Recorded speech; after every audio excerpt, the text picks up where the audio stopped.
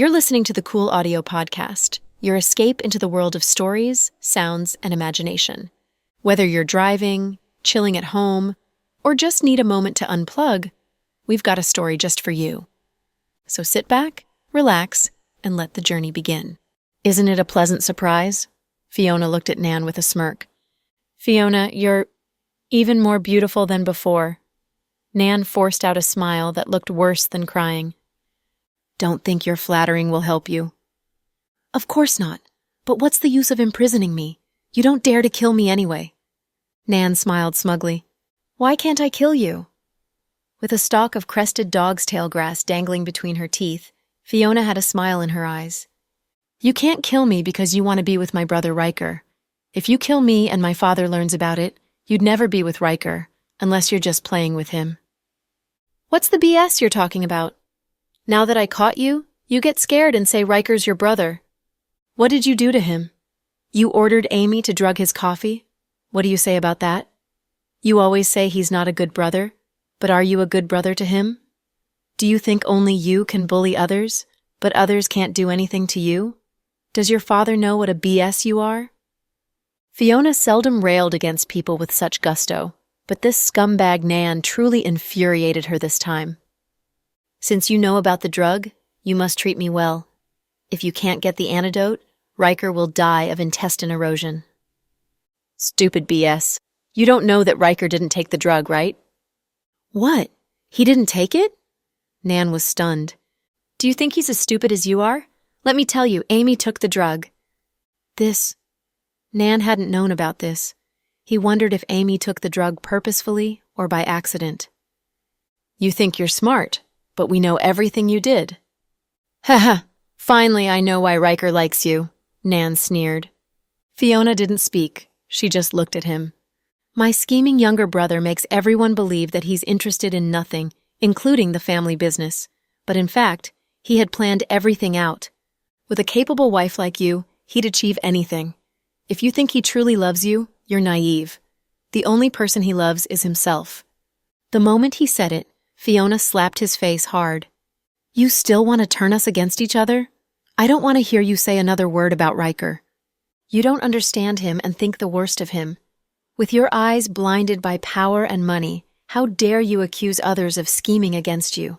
Nan, you dirty the earth with your presence. Do you think you can keep me locked here? Bangkok isn't big. Someone will come and rescue me. Nan was confident. You think so? Then let's wait and see who can rescue you from me, Fiona. But I guess you caught me for a reason, right? Nan turned his head away, knowing Fiona wouldn't catch him without a purpose. If she wanted to kill him, she wouldn't have waited until now. You're not as stupid as I thought. Fiona stood up casually. Nan looked at the woman whose name struck fear into the hearts of many mafias. I want to know who you're working with, other than Legend, who is so eager to catch me. You know about that? Nan looked surprised. What do you think? Fiona's lips tugged up coldly. South Hill Manor. When the twins got up to have breakfast on the next morning, they saw Fiona wasn't at the table. Little Bean stood up and walked upstairs. Little Bean, where are you going? Chloe stopped her. I'm going to tell Auntie that breakfast is ready. If she's not busy today, I want her to take us skating and to get ice cream. You don't have to go up. Little Bean, your auntie, left. Chloe felt lost when she said those words. Left? Where did she go? Little Bean was puzzled. She didn't say. When will she come back? She didn't say. Your auntie has things to do, Chloe explained patiently. Pudding had been eating a sandwich. Hearing that their auntie was gone, she lost her appetite instantly and looked sad. 3 seconds later, Little Bean burst into tears and ran upstairs. I don't believe it. Mom, you must be colluding with Auntie to trick my sister and me. I don't believe it. I want to go and see Auntie. Little Bean. Chloe stood up. Jack put a hand on her shoulder. You're pregnant and it's not easy for you to climb the steps. I'll go and check up on her. Jack followed Little Bean upstairs. Little Bean ran to Fiona's bedroom and pushed open the door, yelling, Auntie, lazy bones, it's time to get up. She saw the room was empty, and the bed was tidy as if no one had slept in it. Glancing around, she saw Fiona's personal things were gone. Feeling sad, she cried even harder. Auntie, where are you? Don't hide from me. I don't like to play hide and seek in the mornings. Come out or I'll cry. Jack walked up, squatted down, and picked up Little Bean. He wiped her tears gently and said, Little Bean, your auntie went home. She only came to visit us and can't live here forever. You must accept reality. I know, but why didn't she say goodbye to us? Little Bean couldn't accept that their auntie had gone without telling them about it. Your auntie has an emergency issue with her business abroad, so she left last night. Since you and Pudding were asleep, she didn't want to disturb you and left without saying goodbye to you. But she told your mom and me to say goodbye to you. Really? Little Bean looked doubtful. It's true. Okay, I believe you, Dad. Hearing her dad's explanation, Little Bean calmed down. You can't cry. If you cry, your sister will feel sad, so will your mom, and the baby in your mom's belly. Then everyone in our family will be sad. Mr. Old Dawson, hearing your words, I suddenly feel like I'm very important in this family, Little Bean said solemnly with big, bright eyes. You've always been important in our family. How about my sister? She's as important as you. How about when our brother is born?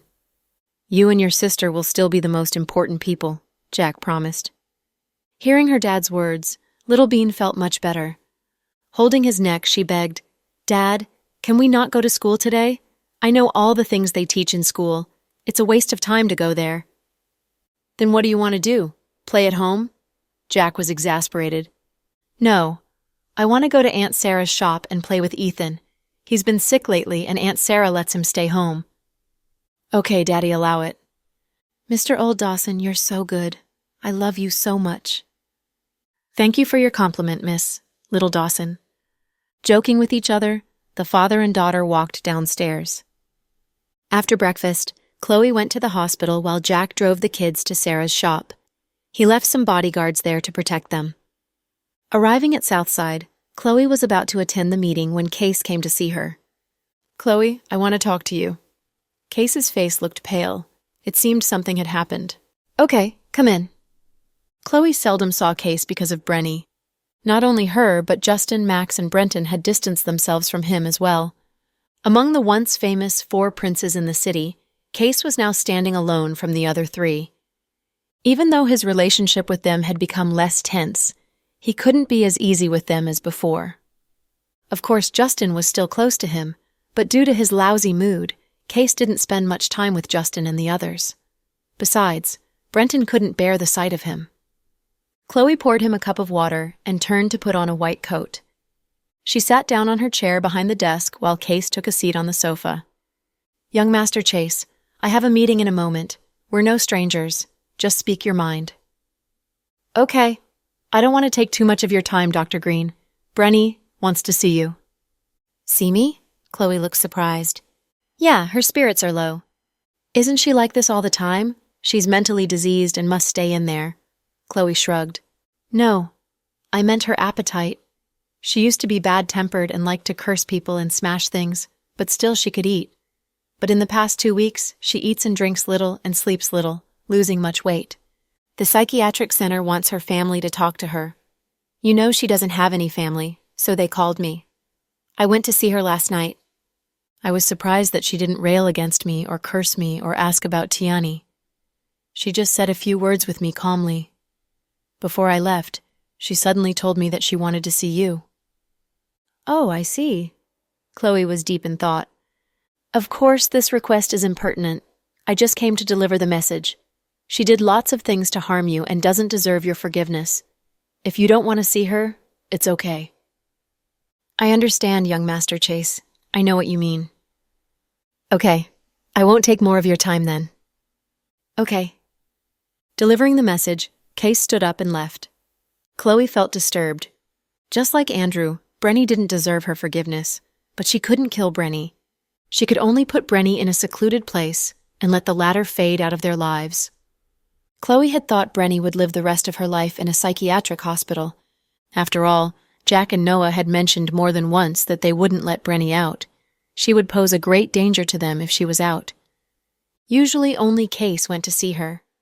Lately, in his effort to win back Zuri, even Case stopped visiting her. But he'd send money, food, clothes, and necessities to her since they had been a couple for a while. On this point, Case had done his best. Chloe went to the morning meeting with mixed feelings. On her way back from the meeting, she bumped into Mrs. Cooper, who was on her way to her office from home. "Hello, Chloe," Mrs. Cooper called out warmly, as she did every time when she saw Chloe. "Hello, Auntie Cooper," Chloe smiled. "Come and look at this girl. What do you think?" Mrs. Cooper took out a photo on which was a pretty young girl with big eyes and an oval face. "She looks nice. Who's she?" Mrs. Cooper immediately said, "A distant relative recommended her to me, saying she's her sister's daughter. The girl is from the dancing academy in Capital City. Look at her figure and pretty face." "She's really pretty," Chloe praised sincerely. "Do you think Cooper will like her?" I can't say." Seeing that Mrs. Cooper wanted to set up the girl with Justin, Chloe didn't dare to give her opinion. After Elsie left, Justin began his bachelor's life again. "I told my relative that since the girl hasn't found a job yet after graduating this summer, we could put her in Cooper's company as a trainee." "You want her to enter the entertainment circle?" Chloe was surprised. She remembered Grandpa Cooper had once said he didn't want Justin to marry an actress. "No, it's just a ruse for her to get close to Justin. She won't take any commercial acting roles." "Oh, I think it's a good idea." Chloe nodded, thinking it might work. "Chloe, you're smart. Please think of a way for me to talk to Cooper about it. You know him. He's always impatient when I mention this to him. If I tell him my plan, he won't agree to it. How can I get the girl into his company?" "Get her into Imperial Star?" "Yeah," Mrs. Cooper nodded. "Why don't you let the girl apply for a position in the company? His company accepts applications all year round." "No, it would be too difficult for her. She might fail the interview."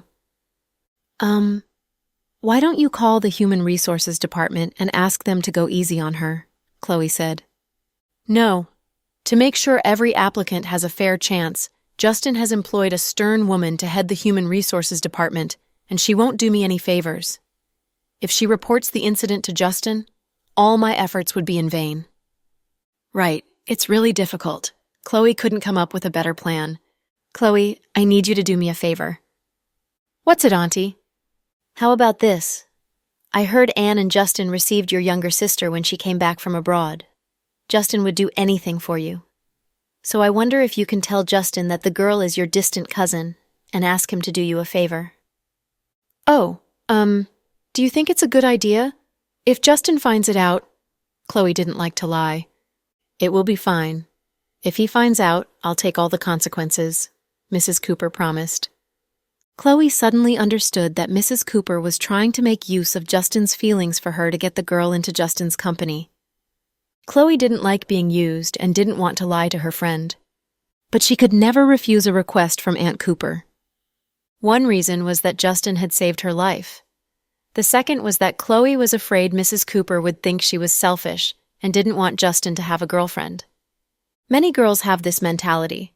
They would have boyfriends, but won't directly refuse other boys. Whenever the latter are about to give up, they'd show these guys a glimmer of hope. Those types of girls were scumbags. Chloe didn't want Aunt Cooper to think she was a scumbag, and she truly hoped Justin could find his other half. She didn't want him to be single when he was old. Despite her misgivings, she still nodded. "Okay, Auntie, I will do it." "Great. Chloe, you're a good girl." Mrs. Cooper was very pleased. She pushed the girl's file into Chloe's hands. "Get familiar with her information. I'll have her come and see you this afternoon. When you're off work, you can take her to have dinner with Justin and introduce her to Justin." "So soon?" Chloe was caught by surprise. "Yeah, the girl is at the airport now. I sent a chauffeur to pick her up." "Okay, Auntie, I'll do as you say." "Excellent. I do appreciate it, Chloe." Mrs. Cooper caught Chloe's hand in excitement. She was even more eager to see her son married since all his friends had got married and even had children. His best friend Brenton's son was several years old now. Even Max, the playboy, had proposed and would have a wedding soon. At her age, Mrs. Cooper was eager to have her own grandson. Even though she knew her request wasn't fair to Chloe, she still did it. Chloe returned to her office to get busy.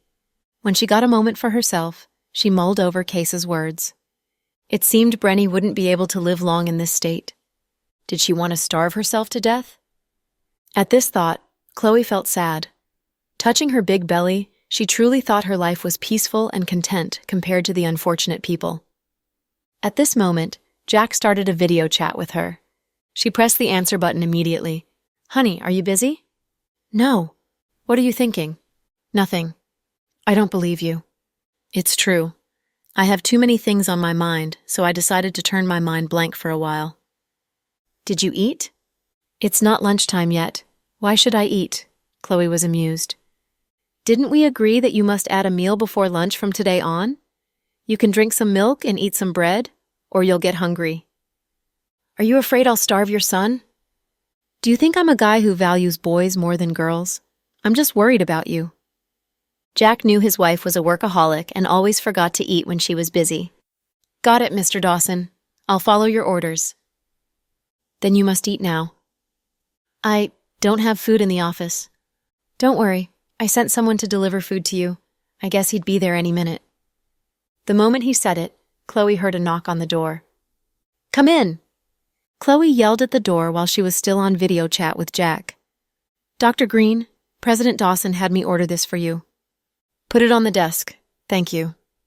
"You're welcome." The guy put down a big bag and left. "My goodness, such a big bag. It's not a snack. I think it will last me for 3 days." Chloe put down her cell phone and opened the plastic bag. There were freshly steamed jujube cakes, osmanthus cakes, exquisite small moon cakes, chocolate wafers, and all kinds of beverages such as flower tea, fruit tea, and warm milk. "If Little Bean saw these, she'd go crazy," Chloe said with a chuckle. "So, to prevent your daughter from going crazy, you can't bring them home. Eat them in your office." "But I can't eat them all. I can eat a little each day." "No, this is today's snacks and you must finish them or they'll expire." "Do you take me as a pig?" Chloe was exasperated. "You can share them with your colleagues." Jack smiled gently. "Then they'll be jealous of me for having such a great husband." "No. How dare they be jealous of their vice director?" Jack teased her. "Oh, honey, I need to talk to you about something." "What's it?" "Brenny wants to see me." Hearing Brenny's name, Jack's smile disappeared slowly. "Who told you that?" Jack didn't think Noah would tell Chloe about Brenny's situation. After all, everyone knew what kind of person Brenny was. "Mr. Chase came to see me this afternoon." "That man is still paying for his mistakes? He's still doing charity?" Jack was sarcastic. Obviously, he wasn't pleased that Case went directly to Chloe to talk about Brenny. He had no choice. Besides, he just delivered the message. It was Brenny who wanted to see me. "How about you, Chloe? What do you think?" Jack asked. "I don't know what to do, so I asked you, my husband," Chloe cooed. "Brenny must be in bad condition. Maybe she's dying?" Jack guessed. "Right. How do you know it? Honey, you're amazing." Chloe was surprised at how accurately Jack's guess was. "It's not difficult. All of a sudden she wants to see you. I'm sure she's acting miserable to gain pity from you, a pregnant woman." Mr. Chase said the psychiatric center told him that Brenny eats and drinks little. He went to see her and found she's in a poor condition. Before he left, she suddenly asked to see me. "That's why I said Brenny got your weakness. You're a doctor with compassion and pregnant with the baby. Chloe, you want to go and see her, right?" "Yeah, a little bit, but I'm afraid she'd play tricks with me, so I asked for your opinion." "It's not that you can't go." "Honey, you agree for me to go?" Chloe was surprised. "Yeah, wait for me at the hospital after work. I'll go with you." "Okay, it's settled then." "Okay." Chloe hung up the phone, happy that Mr. Dawson always thought from her perspective. She didn't want to see Brenny alone, afraid the latter would play tricks on her. After all, she was mentally diseased and could do anything. After witnessing all the kinds of tricks that Zoe, Gianna, and Bella had used on her, Chloe had become more cautious than before. She especially didn't want to deal with women she wasn't familiar with, since she found women could be scarier than men. Now that her husband agreed to let her see Brenny and would even accompany her during the visit, Chloe felt much better. She lowered her head and went back to work. When Anne knocked on the door and entered her office, Chloe thought he was her assistant Violet. "Violet, I won't go to the cafeteria today. My husband delivered lots of snacks for me. You take some with you and share them with the others," Chloe said without looking up. Director Green, it's me. Hearing his voice, Chloe looked up and saw Anne dressed in a deep blue UV cut jacket. And what are you doing here? Seeing Anne here, Chloe thought Justin came too. I just want to ask you to do me a favor on a personal matter. Chloe didn't come? No, it's my personal business. And lowered his head bashfully, as if he was too embarrassed to speak. Do you want to borrow some money from me? Seeing his embarrassment, Chloe thought he was short in cash and didn't want to ask Justin to loan him money. When Chloe came to work at GK in place of Jack after the twins were born, Justin had sent Anne to protect her for 3 years. So, Anne had been in Chloe's employment too. No, I don't want to borrow money. What is it then? President Green, I hope you can help me mail something to Fiona. And picked up a box from the ground and placed it on her desk. What are these? Chloe was puzzled. Just some snacks that Fiona likes. I found that she likes the snacks that were popular in the 90s, such as White Rabbit creamy candy and Haw Rolls, etc. So I went to the market and got some for her. I must thank you for Fiona. Chloe smiled. Don't mention it. Fiona is also my friend, Anne said shyly. Fine. Leave the box here. When Fiona calls me, I'll tell her. President Green, can you tell me Fiona's phone number? And mustered his courage and asked. Even though he might not dare to make a call to her, he felt comforted to have her number. And I'm sorry, but I truly don't know her phone number. She always calls me. Okay, I won't take more of your time. Thank you, President Green. And put the box on the desk and left. Seeing the box was sealed, Chloe didn't open it and placed it in the cabin in her office, noting mentally to mention it to Fiona when she called. However, Fiona was busy. After catching Nan in Thailand, she was trying to draw out the bigger fish, so she just forgot to call her sister. Finishing her work, Chloe had a vague feeling that she had another task waiting for her. Racking her brains, she finally remembered the task Auntie Cooper asked her to do. Picking up her cell phone, she read the girl's information that Auntie Cooper had sent to her. Melody Sage, 25 years old, graduated from a dancing academy in Capital City, excels in ethnic and folk dance, height, 1.68 centimeters, weight, 45 kilograms. She lived in the west of Capital City. Her father was a scholar and her mother a middle school teacher. Her background was ordinary, much inferior to that of Elsie. It seemed the Cooper family no longer cared about their future daughter-in-law's background, so long as she came from a good family. Chloe believed in astrology and saw the girl was a Sagittarius. She smiled in resignation, hoping this girl could catch Justin's eye and Auntie Cooper's effort wouldn't be in vain. Memorizing the information, Chloe continued to finish her work on files. It was almost time to get off work when Mrs. Cooper came to Chloe's office with the girl. Chloe, this is Melody, Mrs. Cooper introduced the girl benignly. Hello? Hello, Sister Chloe. The girl loved to smile. With her cute canine tooth and big eyes, she looked quite fresh. Auntie, I'll go to the Municipal Security Bureau with my husband, and then we can have dinner. Is it okay for you? No problem. You finish your business first. Don't worry about us. Okay. Please show her around. I'll call Justin in a while. I won't join you at dinner. Chloe, don't let it slip, Mrs. Cooper reminded. No, I won't. I'll say as you told me. Good. I'll take Yao to find a restaurant. When you're finished with your business, go directly to the restaurant. Okay, Auntie. I've got to go now. My husband is waiting for me outside. Okay. Be careful when you walk. I will. Nodding, Chloe changed into her coat and walked out carefully. Auntie, is Sister Chloe the girl that Justin has loved for a long time? Melody looked after Chloe's back as she left and asked, You just graduated and must learn from Chloe. She's very low-key. Mrs. Cooper didn't answer Melody's question. Instead, she only praised Chloe for her way of doing things and told the girl to learn from her. I know, but before you came, didn't your teacher tell you to keep your mouth shut and your hands busy? Obviously, Mrs. Cooper didn't want the girl to ask lots of questions. I got it, Auntie. In fact, Melody wasn't Mrs. Cooper's distant relative. Her teacher in the dancing academy was a longtime friend of Mrs. Cooper's, and at the latter's request, she had chosen Melody from dozens of girls in her class. Why did she choose Melody? Firstly, she was pretty with big eyes. Secondly, her family background was simple and clean. Thirdly, she did well in school and got along well with everyone. The last but the most important reason was that she had never had a boyfriend before. Why did such a pretty girl have had no boyfriends? Because her mother, a teacher, was very strict with her, sending her to a girls-only boarding school. For the past years, the girl practiced hard on dancing, thinking about nothing but becoming an excellent professional dancer. Her teacher didn't tell her the real purpose of the recommendation, only saying that Auntie Cooper would find her a good job. Besides, her mother approved it, even though she had always wanted her daughter to stay in Capital City. Melody didn't know a lot about the Cooper family, but she learned that Auntie Cooper had a son who had a company of his own. His name was Justin, and he was older than her.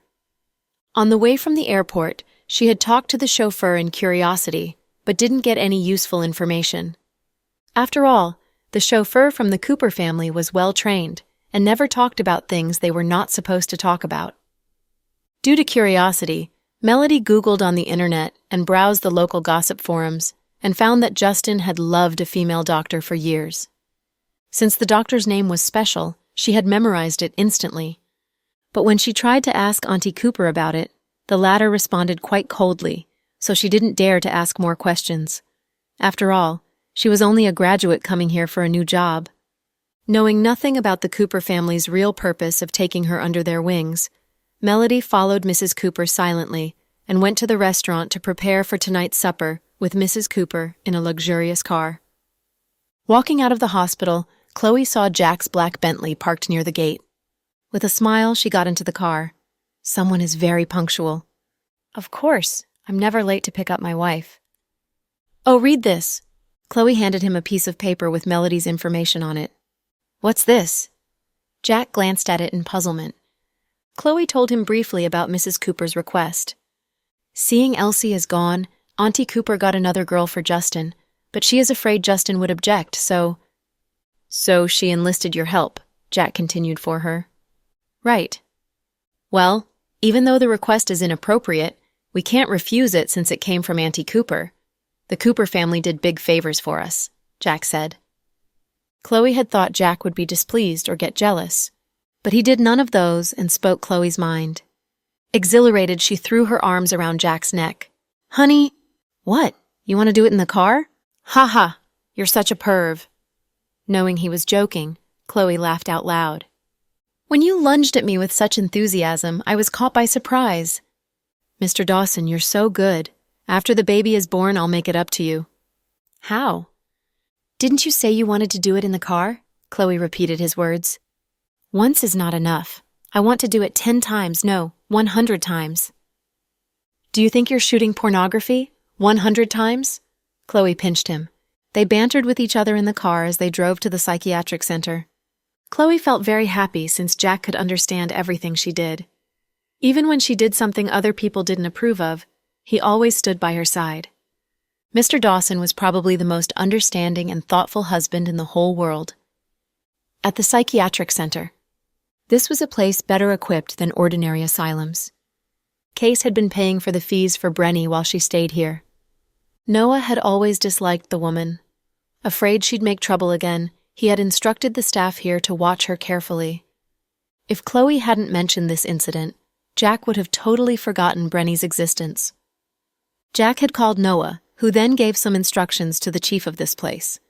When they arrived, the chief of the center walked out to greet them with warmth. Mr. Dawson, Mrs. Dawson, Chief Ace told me about your visit on the phone. Please come with me. Sorry for inconveniencing you. Don't worry, it's no trouble for me. Jack held Chloe's hand as they walked into the innermost room. This is the visiting room. Take seats, please, and I'll tell them to bring Brenny in here. Okay, Chloe nodded. No matter what Brenny says, you must not get angry. You're pregnant, Jack reminded Chloe. After all, she was big with a baby, and the evil woman Brenny was capable of anything. I know, honey. I'll be fine. If she gets crazy, I'll just walk out of the room, Chloe promised. 10 minutes later, Brenny walked in with the help of 2 nurses. She looked very weak. Probably due to her starvation, she looked very thin. She used to be about 100 pounds, but now she looked to be no more than 80 pounds. Her face was all bones and no flesh. Looking at Brenny, Chloe was stunned. Afraid she'd hurt Chloe, Noah had instructed the staff to put chains on Chloe's wrists and ankles so she wouldn't be able to move freely. Watching Brenny move with clanking chains, Chloe had mixed feelings inside. Walking in slowly with her head lowered, Brenny took a seat across from Jack and Chloe. The two nurses fixated the chains so she couldn't move. "Mr. and Mrs. Dawson, you can talk to her now. Just call out if you need us." "Okay, thank you." After the nurses were gone, Chloe looked at Brenny and asked, "You wanted to see me?" "Can we talk alone?" Brenny's voice sounded very weak and old woman-like. Her eyes looked unfocused, a typical sign that her mentality had collapsed once. Jack tightened his grip on Chloe's hand under the table to show his objection. Chloe didn't answer. Brenny looked up at Chloe and then Jack. "Don't worry. Even without the chains, I'm too weak to harm Chloe. Didn't Case tell you guys about my condition?" "He did, so I decided to see you," said Chloe calmly. "Can we talk without a man's presence? Can't you make the decision for yourself? Your husband allows you so little freedom?" Brenny smirked. "You're trying to get me out of here. What do you have up your sleeve?" Jack glanced at Brenny in disdain and showed not the slightest bit of sympathy for her. "No, President Dawson, don't imagine things. I'm only a prisoner. What can I do?" "Honey, you can wait outside. I'll be fine. Noah said there are surveillance cameras here, so you can come in whenever you think something's not right." "Are you sure?" Jack was worried. "I'll be fine. Don't worry." Chloe hid silver acupuncture needles in her cuffs, and she had coated the needles with anesthetics. She was no longer the defenseless doctor after she returned with that little thing from the island where Andrew had imprisoned her. Now even 10 Brennys were a match for her. Chloe was confident of her safety and agreed to Brenny's request for a private talk. Seeing Chloe's determination, Jack nodded and walked out after instructing her to be cautious. After Jack walked out, Chloe glanced at Brenny. "Everything is done as you said. Can we talk now?" "Where's Andrew?" "Why do you ask?" "I just want to know if he's dead or not. It's his fault that I became like this. I hate him." "He's not dead. He disappeared." "Disappeared?" Brenny looked surprised. "You don't need to know this, and I won't tell you anyway. Are you done? Other than Andrew, don't you want to ask about other people, such as Tiani?" "Heh. Do I need to ask about her? Is Tiani still my daughter? Isn't she Case's daughter now?" Brenny sneered. "You must thank him for raising your daughter, or Tiani would have been ruined in your hands." "Yeah, I don't deserve to be her mom. I know. But I can't undo the things I did. Even if I reflect on them in regret each day, it's useless now." "What's your purpose of seeing me?" "Chloe, I want to be euthanized." "What?" Chloe was stunned. "You're a doctor, and I know your hospital can do it. You have the right to make the decision, and the men including Noah, Jack, and Case would agree to it if you made the decision." "You want to die?" "Yes. Don't you think I'd be better dead than living like this?" "You can kill yourself. No one can stop you if you kill yourself by smashing your head against a wall. Why did you ask for euthanization from me? You want me to take the blame for your death? Do you think I'm stupid since I'm pregnant and would agree to your schemes?" Chloe inhaled sharply at the woman's horrible scheme. In the country, euthanasia was illegal, and even doctors had no right to euthanize patients. "I just want to die." "Then kill yourself. Help me." Brenny looked up at Chloe. "Why should I help you?" "I once saved your daughters." Brenny mentioned it again shamelessly. "I'm sorry, but you've played that card too many times and we don't owe you anything. You can't blackmail me with that for the rest of your life." Chloe refused without hesitation. "Chloe, your family name is Green." "So what?" Chloe raised her chin and waited for her to continue. "You are one member of our Green family. I'm Timothy's daughter, but got not a penny from the family assets. I won't hold you responsible for scheming with Andrew to deal with us. But can you sleep in the night with this on your conscience?" "I think you have the truth reversed. Who on earth should feel the burden of conscience?" "You won't be satisfied until you get me killed, right?" Brenny had hatred in her eyes. "It's you who put yourself in this state. You still don't understand that? Don't blame others for your tragedy. This is the source of your pathetic life. I asked for euthanasia, but you refused." "Okay. I don't want money or anything valuable. I only want you to get me out of here. I know you can do it. You can make arrangements to send me abroad." I don't need to go to the US or Europe. A place such as Thailand, Malaysia, or Vietnam is enough. I'll find a way to make a living there. After saving enough money, I'll go to Singapore to see my daughter. Can you do it for me? Chloe, you know I'm not crazy. It's just that your beloved husband colluded with the cop and put me here to protect you. You're pregnant. Don't you want to do some good deeds for the sake of your baby? You are so cruel to me. Aren't you afraid you'd be punished by heaven? Brenny didn't get riled up. She said the words calmly. Chloe knew she was sober at this moment. Of course I know you're not crazy. You're just distorted in mind, said Chloe. It's all your fault. If not for you guys, I'd still be the young mistress of the Green family, living a carefree life. I don't think we should continue this talk. Seeing Brenny was still ranting about old grudges, Chloe stood up to leave, thinking it was pointless to talk to her. Chloe, you either let me die or let me go, or I won't forgive you even after I die. Brenny tossed the curse at her. Chloe walked out without a pause. Are you okay? Jack strode up and put an arm around her. I'm fine, Chloe said. Let's go. Okay. They left the psychiatric center. Sitting in the passenger seat, Chloe looked thoughtful, with her head lowered. Chloe, don't be swayed by her. She's trying to take advantage of your kindness, Jack advised. I know. I didn't agree to her request. You did nothing wrong. Bad people deserve punishment. Honey. Yeah? I didn't agree to any of her requests, and I don't want to visit her again, no matter what she becomes. Chloe had made the decision since she found Brenny was hopelessly obsessed with hatred. Good. Jack was satisfied. Then Chloe took out her cell phone to Justin. Mr. Cooper, are you busy? Whoa, Dr. Green, what can I do for you? Would you come out and have supper with us? My treat. Ha ha, you're inviting me to have supper? Is the sun rising from the west? You sound as if I'm a miser. Chloe was exasperated. Dr. Green, do you have a secret agenda? Yeah, do you dare to come? Of course. I'd eat poison if you buy it for me. Great. Then Mr. Dawson and I will wait for you in room 808, Garden. Bring Anne with you since it's just a supper for friends. Okay, see you in a while. Hanging up, Justin stood up. Let's go and get a big meal for free. A big meal for free? Anne was confused. Vice Director Green, who earns $1 million a year, is inviting us to have supper. President Green's inviting us? Will Fiona be there? Anne blurted out the first thought on his mind. Damn it! Can you think of anything else? How can Fiona be there? She has been gone for days. Anne scratched his head bashfully. Go and bring my car out of the parking lot and wait for me at the gate. Wait. President Cooper, you have an appointment with some producers to talk about the new movie, Anne reminded him. Tell them I'll meet them another day. Do you think it's wise? They got the appointment a week ago. I'll go see them after supper. Ask someone to take them to have fun in Seductive Fox, and I'll be there later. Okay. And knew his boss was always eager to see Dr. Green. The Garden restaurant was chosen by Mrs. Cooper. Decorated in Chinese style, the place looked antiqued and elegant. Mrs. Cooper dropped Melody at the gate and left with the car. Chloe and Jack saw Melody waiting in the lobby. On their way here, Chloe had briefed the whole thing to Jack. Mr. Dawson thought they must help Mrs. Cooper since they were indebted to Justin.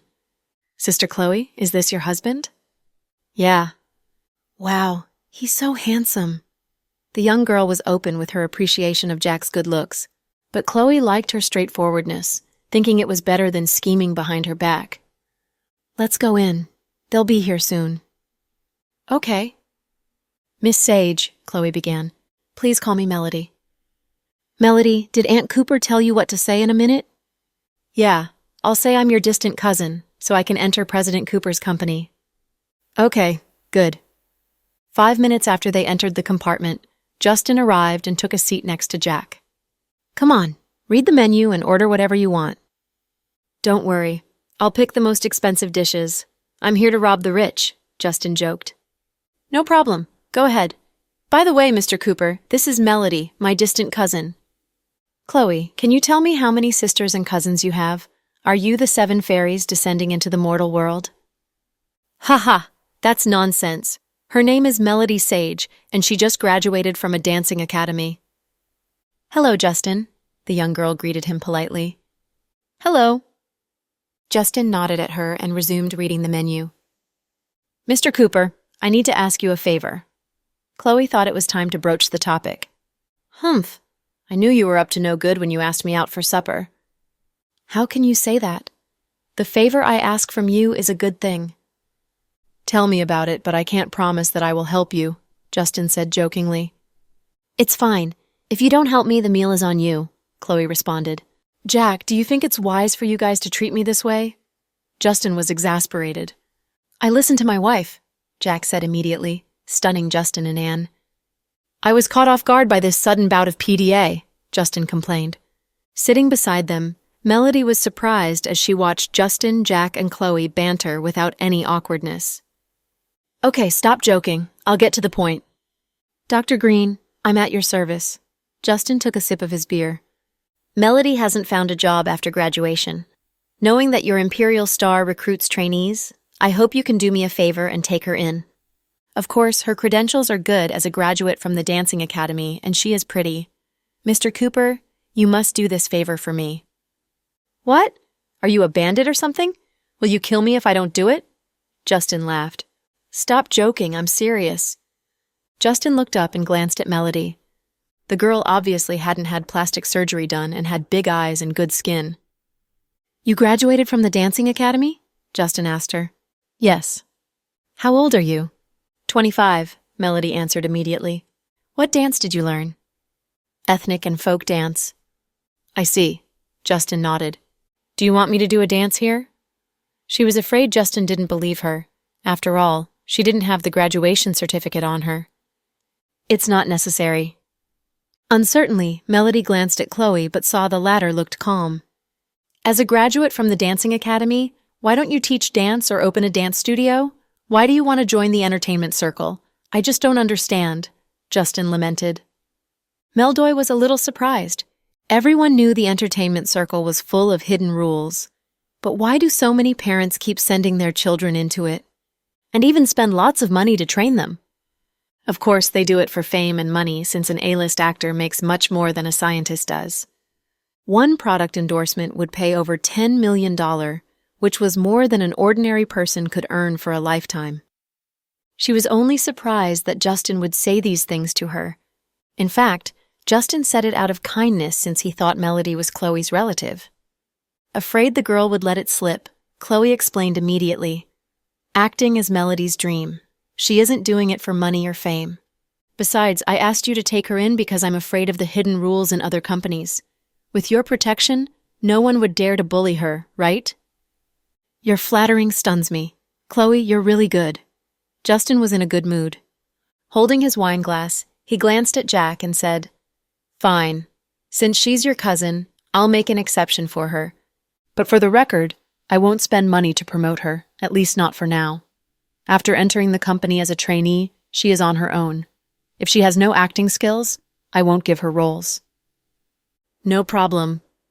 Chloe knew Auntie Cooper didn't want Melody to be an actress anyway, so acting skills were not something she should be concerned about. After all, Auntie Cooper wanted the girl to be her daughter-in-law. Thank you, Justin. Hearing his words, Melody was very pleased. Does the company offer room and board? Where should I stay tonight? Melody asked with wide eyes. This was a new place for her, and she didn't want to trouble Aunt Cooper with these trivial things, so she wanted to solve her room and board in the company. Coming from an ordinary family, she arrived with a bank card containing only $5,000. $1,000 of it was an allowance that her mother gave to her, and she earned the other $4,000 by teaching students to dance. With the little money on her, she couldn't live in a hotel, or she'd go broke very soon. I'll arrange it later, Chloe said. After all, she had told Justin that the girl was her distant relative, so she couldn't move into Justin's house as Elsie had done. President Cooper, where do other trainees live? They all live in the company dorms, Justin said. Can I live in the dorm too? I can pay for it, Melody said. Justin glanced at Chloe, not sure what to do. Don't live in the dorm. I'll rent an apartment for you, Melody. Chloe was afraid Aunt Cooper would be displeased if she allowed the girl to live in the dorm. She intended to pay for the rent for the girl. Sister Chloe, I'm not a spoiled rich girl. I used to live in a dorm accommodating 6 girls in the dancing academy. The school offers better rooms shared by 4 people or even 2 people, but I didn't want to take too much money from my parents since my tuition in the past years was a great burden for them. They work for salaries and don't have any extra income. I'd hate to burden them more than necessary. The others were surprised to hear her words. Justin glanced at the girl and then at Chloe. You don't have to pay for the boarding.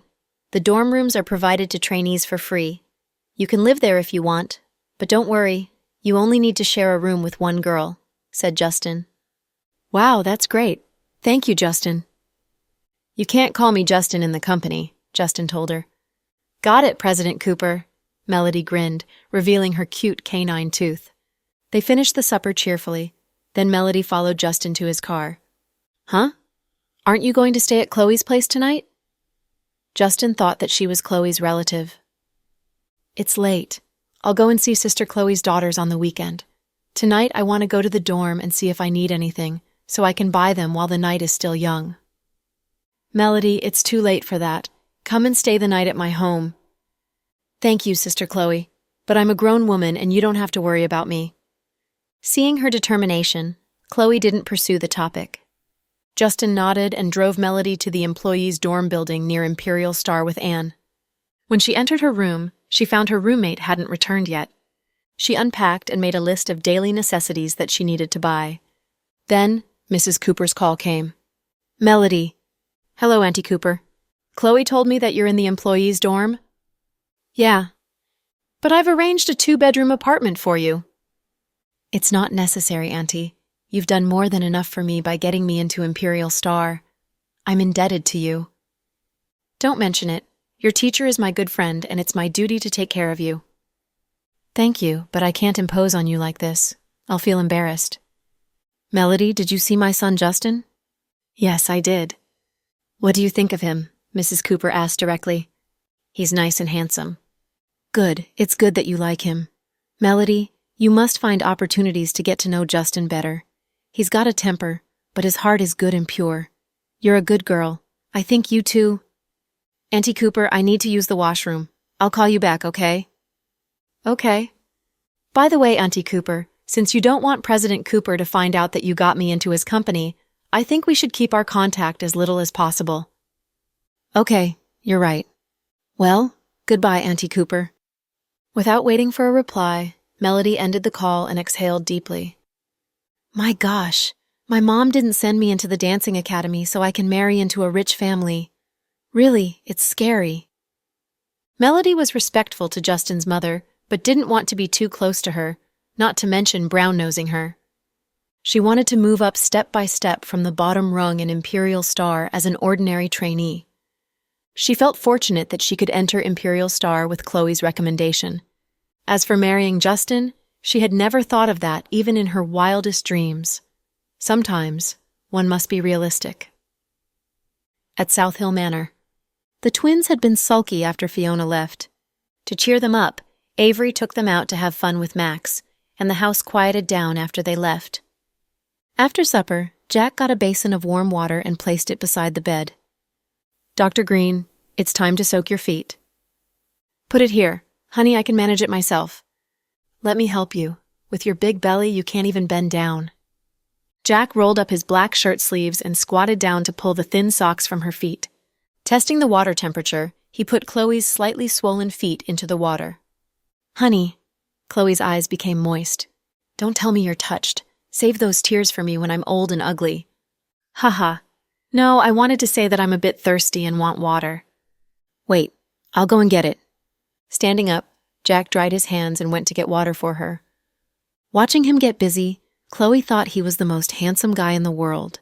More handsome than those Korean movie stars, Hollywood superstars, or little fresh meats on screen. Indeed, I have the best husband, Chloe chuckled. At the psychiatric center, Brenny passed out again on the floor due to self-starvation.